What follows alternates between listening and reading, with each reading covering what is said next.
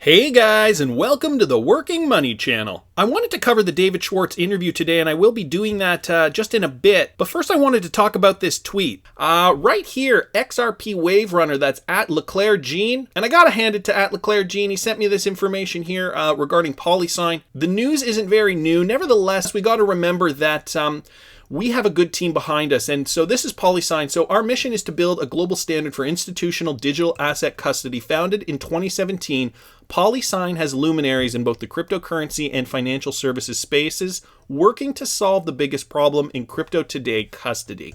And this is one of the things so custody is something that we need in order to move forward with cryptocurrency adoption to get the big players involved. So we're paving the way for digital assets to become more mainstream. And this ties into what David Schwartz was saying yesterday, and I'll get to that in a sec. And we've got the team to do it. And guys, let's just take a look at this team for a minute. Two people in particular, Arthur Brito, the co-founder of Ripple and designed the XRP ledger. Ripple has grown to over $30 billion in assets in just 5 years.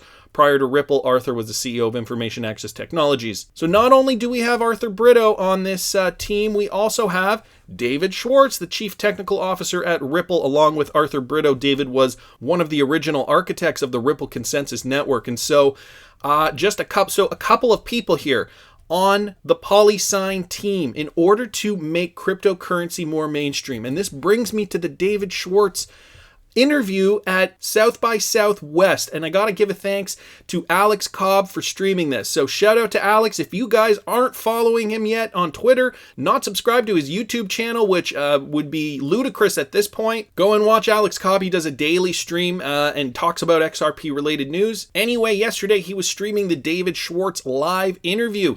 And some of the things that David was talking about were really, really interesting. Some of the things were super complicated as well to wrap your head around. I know Mr. B on Twitter was actually saying, have a second listen to the interview because you really get a lot more information. You absorb a lot more the second time around. So I think I might do that. I watched it last night, and I think today I might sit down and listen to it again. So some of the things that David Schwartz was talking about is how Ripple is kind of positioned in this interesting spot, right?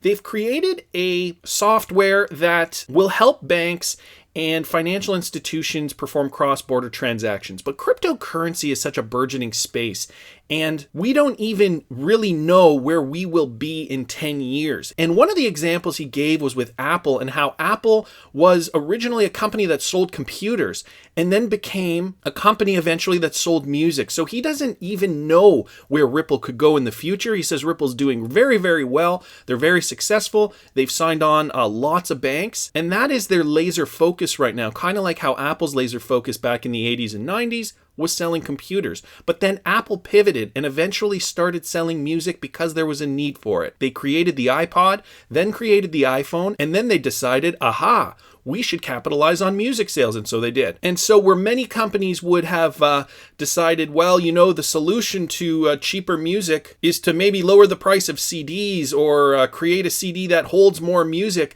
No. Apple saw that wasn't the answer at all. They've created the iPod, and now they need to get into the business of selling music. MP3s were there, and they were not going away. And it's the same thing with cryptocurrency. Cryptocurrency's here. It's not going away. Now, how do we use it to our advantage? And Ripple is currently doing this with fintech right now, with banks and financial institutions. One of the benefits of Ripple too is that they're a company with so much money. They're flush with cash. So they're in the position that Apple was in back in the early 2000s, where they've sold a lot. They're in a good position, and now they have the opportunity to get into the music business because they have the cash to back them. Ripple, as we saw in the last article, has $30 billion in assets. It's flush with cash, and we know that they are on track. We know that they've got a lot of smart people working there, and so they're poised to be the Apple of their industry. They're poised to do that thing where Apple bought the music. They can do whatever that is. We don't know yet, but they can do that within their industry, and that's partially why they're investing in the Spring Initiative, right? Helping to promote the ecosystem of XRP, getting XRP out there, getting it utilized, and with more utility comes more value and then higher prices. One of the things David Schwartz mentioned too was the fact that he was really perplexed by the fact that, you know, with all this utility, we're not seeing prices really rise. And so it's kind of an overall issue with the bigger cryptocurrency world. Once we see the momentum shift and cryptocurrencies becoming more adopted in the mainstream, that's when we will see their value rise. And he didn't just talk about XRP in particular, he's talking about the entire cryptocurrency industry. And of course, only a few will survive. He says most of them are garbage, basically the same thing Brad Garlinghouse has said, but XRP is certainly on his list. Another thing he was talking about was use cases and the idea that we don't even know what the use cases could be. Like when we were talking about email back in the 90s, when email first came out, a lot of the people were like, well, they'll put the postal workers out of business because now you don't have to send a letter via snail mail anymore. But what he did explain was that 98% of what we use email for isn't actually snail mail and sending slow letters, right? We send email for so many different purposes. Some of those purposes include office communication, right? You know, you get sent on one of those office threads and they go back and forth and you're on this dreadful thread with one-word answers maybe sometimes.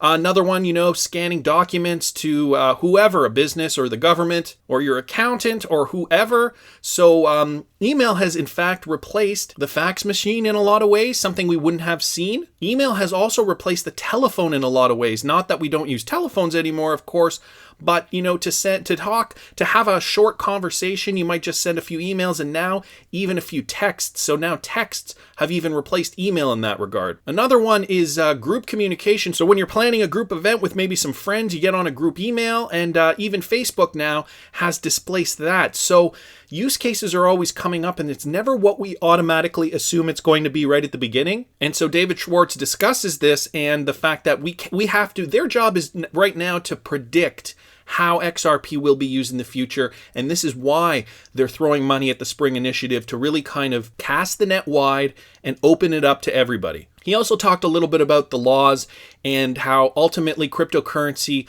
regulatory clarity, not so much regulation, but regulatory clarity is what we need to move forward in the space. All these companies are set to roll, Ripple included, and it's the clarity they need that will get the ball rolling, that will get the fire under their butts to keep moving forward, propelling forward, and promoting mass adoption. He also said the United States is a world leader, and if they could sort themselves out, that a lot of the world would tend to follow them just based on history. So, United States, get your butts in gear, get that regulatory clarity resolved, and hopefully we can move forward with making some money. David Schwartz did also mention that they are on the right path, but they are on it earlier than a lot of people think they are. And so what we've been saying this whole time was, you know, this is going to take some time. It's going to take a while. We're on the right path, but Ripple isn't as far along as you may think they are or feel that they are. Nevertheless, the rules, the regulations, they'll happen, and I'm sure it'll shoot off like a rocket. So ultimately, guys, I just want to leave you with this.